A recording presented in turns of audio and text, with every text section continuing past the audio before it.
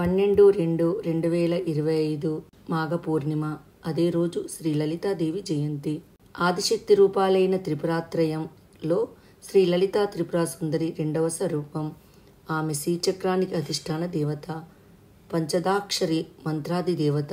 భండాసురుణ్ణి వధించడానికి మాఘ పౌర్ణమి నాడు శ్రీ లలితాదేవి ఆవిర్భవించినట్లు పురాణాలు చెప్తున్నాయి. మగము అంటే యజ్ఞము. యజ్ఞయాగాలు, పవిత్రమైన దైవకార్యాలు చేయడానికి అత్యున్నతమైనదిగా మాఘమాసాన్ని పెద్దలు చెబుతారు. అలాంటి మాఘమాసములో పరమ విశిష్టమైన రోజు మాఘ పౌర్ణమి. దీన్నే మహామాఘి అని కూడా అంటారు. ఈ రోజున చేసే సముద్ర నది స్నానాలు, పూజలు అపారమైన ఫలాలను ఇస్తాయన్నది శాస్త్రవచనం. లలితా జయంతి కూడా ఇదే రోజు కావడం మాఘ పౌర్ణమికి ఉన్న మరో ప్రత్యేకత. లలితాదేవి ఆవిర్భావ గాథ దేవి పురాణములో ప్రస్తావితమై ఉంది. భండాసురుడనే రాక్షసుడు శివుడి కోసం తపస్సు చేశాడు. శివుడు అతని తపోనిష్టకు మెచ్చి ప్రత్యక్షమయ్యాడు. ఎవరైతే తనతో యుద్ధం చేస్తే ఆ ప్రత్యర్థి బలంలో సగం తనకు రావాలని, శత్రువులు ప్రయోగించే అస్త్రాల వల్ల తనకు ఎలాంటి హాని కలగకూడదని భండాసురుడు వరం కోరుకున్నాడు. శివుడు ఆ వరాన్ని అనుగ్రహిస్తాడు. వరగర్వంతో విజృంభించిన భండాసురుడు తన సోదరులతో కలిసి 3 లోకాలను పీడించడం మొదలుపెట్టాడు.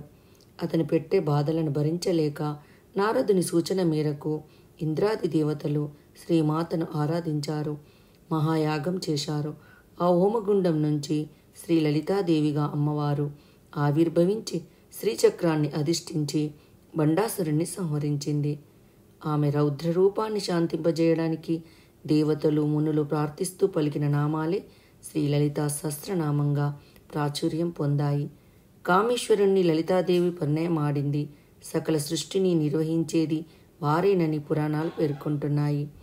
సర్వశక్తులకు మూలపుటమ్మగా లలితాదేవిని ఆరాధిస్తారు. అందుకే అమ్మవారిని ఏ రూపంలో పూజించినా లలిత సహస్రనామాన్ని పఠిస్తారు. అర్ణవర్ణంలో ప్రకాశిస్తూ పాశాన్ని, అంకుశాన్ని, పుష్పబాణాలను, ధనస్సును 4 చేతుల్లో ధరించి ఆమె దర్శనమిస్తుంది. శ్రీ లలితాదేవిని భయాన్ని పోగొట్టి శాంతిని ప్రసాదించే తల్లిగా కొలుస్తారు. దేవతల ప్రార్థనతో తన రౌద్ర రూపాన్ని ఉపసంహరించుకున్న ఆమెను ఆరాధించి లలితా సహస్రనామ పారాయణ చేస్తే కరుణాపూరితమైన దృష్టిని భక్తులపై ప్రసరిస్తుందని, కళల్లో ప్రావీణ్యాన్ని, కుటుంబ సౌఖ్యాన్ని, ప్రశాంతతను, సంపదను ప్రసాదిస్తుందని భక్తుల నమ్మిక. ప్రత్యేకించి శ్రీ లలితాదేవి జన్మదినమైన మాఘ పౌర్ణమి రోజున పవిత్ర స్నానాలు చేసి లలిత సహస్రనామ పఠనముతో అమ్మవారిని అర్చిస్తే అభీష్ట సిద్ధి కలుగుతుందని, అలాగే ప్రాతః స్మరామి లలితా వదనార విందం అంటూ ప్రారంభమయ్యే శ్రీ లలితా పంచారత్న స్తోత్ర పారాయణ కూడా విశేష ఫలప్రదమని పెద్దల మాట. సర్వశక్తులకు మూలపుటముగా లలితాదేవిని ఆరాధిస్తారు.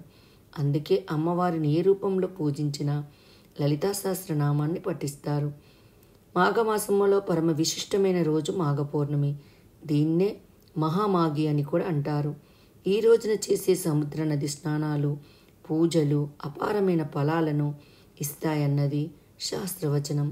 లలితా జయంతి కూడా ఇదే రోజు కావడం మాఘ పౌర్ణమికి ఉన్న మరో ప్రత్యేకత.